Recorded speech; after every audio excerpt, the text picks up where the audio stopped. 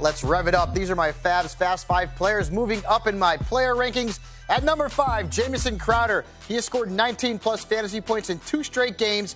He leads the Jets in targets and catches and receiving yards. And he's playing the Redskins. You know what that means? Revenge. At number 4, there you go. Marquise Brown playing against the Texans. He scored double-digit points and a touchdown in 2 of his last 3 games. Houston has allowed the 3rd most fantasy points to wide receivers, but just keep tabs on Brown's status. He missed practice today with a bad ankle. At number 3, Joe Mixon. He scored 17-plus fantasy points in 2 straight games. Last time the Bengals played, they ran the ball 56% of the time, and the Raiders have allowed the 5th most fantasy points per game to running backs over the last month. At number 2, Rhett, listen up here.